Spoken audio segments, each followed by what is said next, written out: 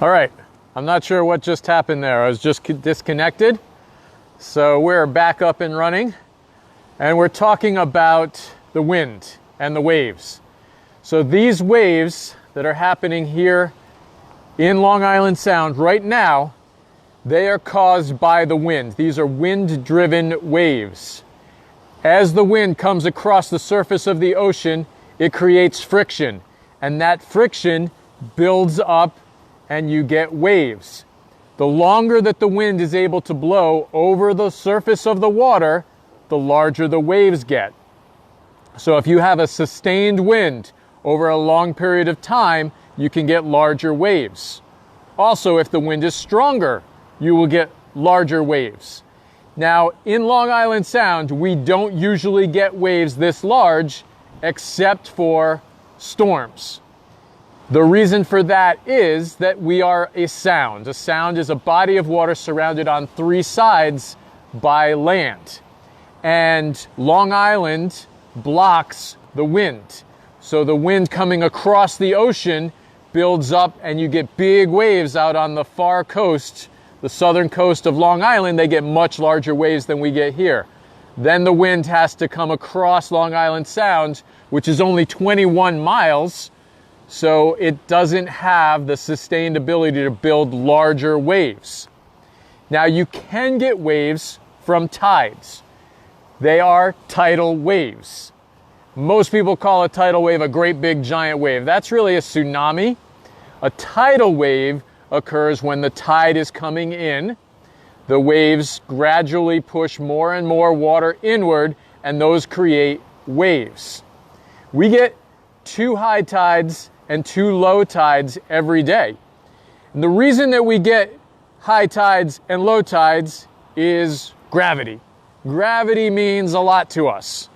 And gravity the gravitational pull of the moon pulls the water that's closest to the moon towards the moon. It pulls on the earth as well, and it pulls on the ocean on the other side as well. But all of these forces create a bulge in the water that's on the earth. So whatever part is facing the moon, that's where you have your high tide. Okay, I'm not sure why my phone is doing that. I think you guys just got to pause there, but we're back. So as the rotation of the earth and the pull of the tides, that's what or the pull of the moon, that's what affects our tides. Now when we get a full moon, the moon has more of a direct pull and you get a higher tide, and a new moon as well. You get a higher tide from that. So that's how we end up getting tides, and that's why sometimes the high tide is much stronger or much higher than other times. Sometimes you get them that are much lower. All right. Do we have any questions? We will also get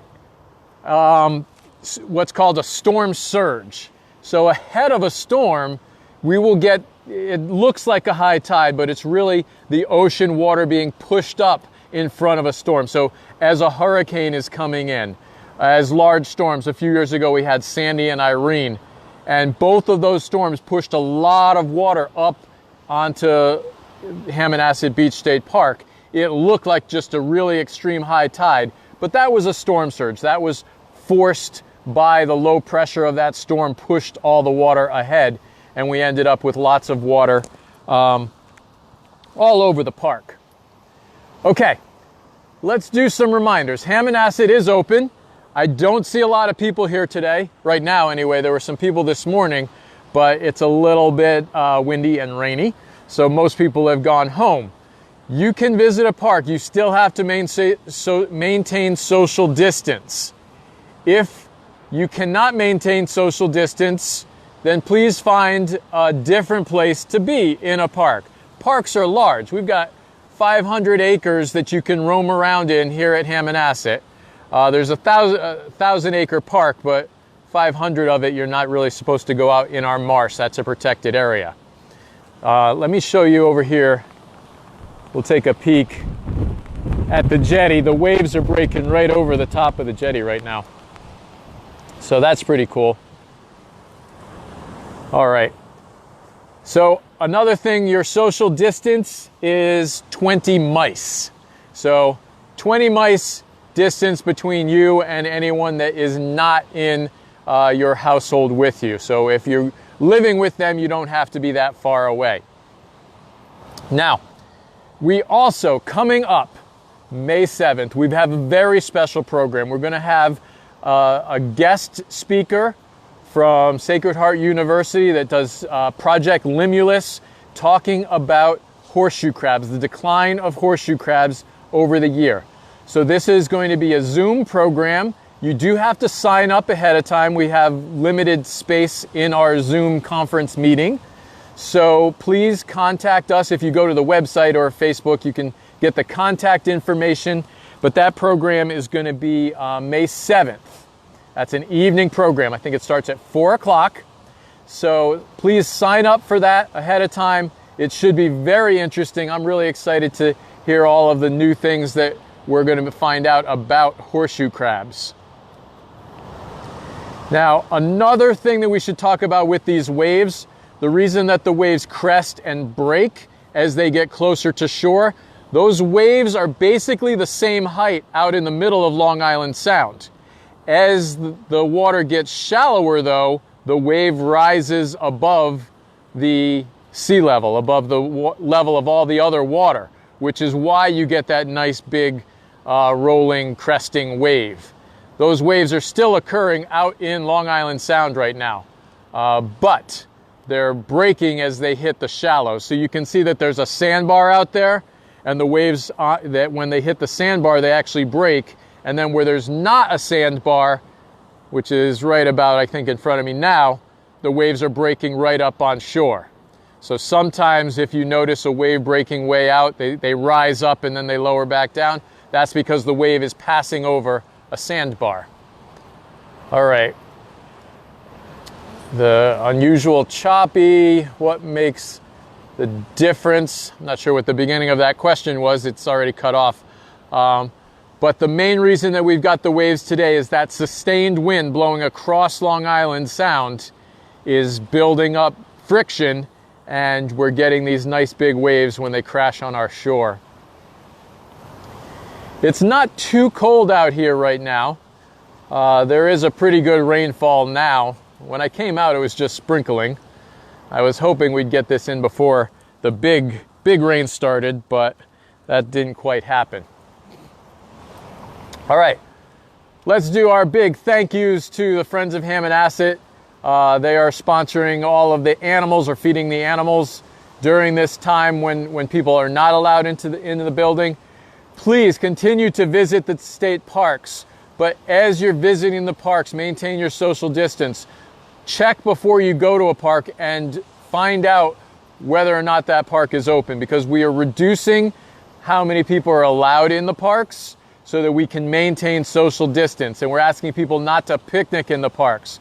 So come, do your hikes, get your fresh air, enjoy wildlife, but then you need to move on, let somebody else come in and enjoy it. And if a park is closed, don't park out on the street and walk into the park. That's not going to be good for anybody. The park is closed for a reason. So we're going to try and follow those guidelines, and hopefully nobody will get any tickets parking out on the streets. All right, do we have any other questions? Again, tomorrow is Earth Day. Very exciting day, 50th Earth Day.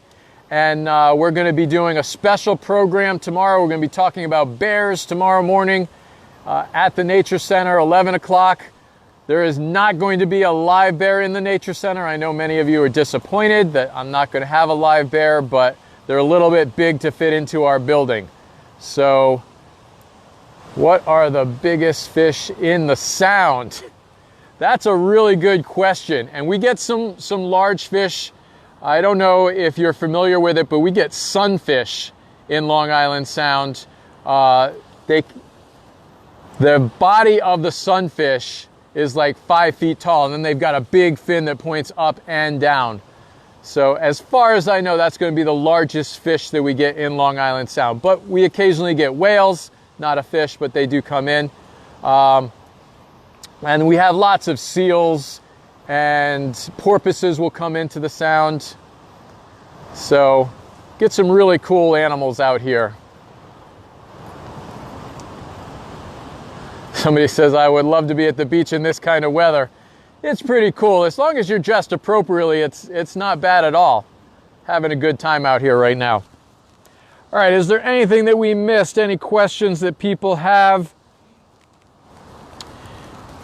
We talked about the pull of the sun and the moon and creating tides and larger waves. The longer water can pass over, or the wind can pass over a body of water, the larger the wave is going to be.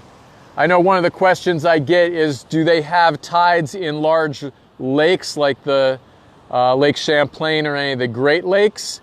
They actually have a very limited tidal action in the Great Lakes, and it's so small that they don't count it as tidal.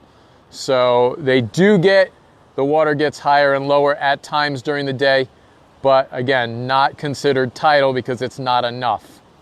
And in some parts of the world, as you get more north, you get more of an extreme tide, and that's just because you're getting closer to the moon, so you can get more of a pull there. And then when it goes away, it goes further away.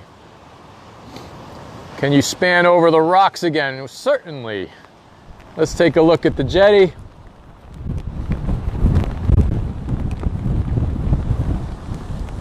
So you can see we've got some nice waves breaking over the jetty. Let's try and zoom in a little bit. My hand's going to be a little shaky, but these are wind-driven waves due to storm action. This storm we've got coming in, this storm front.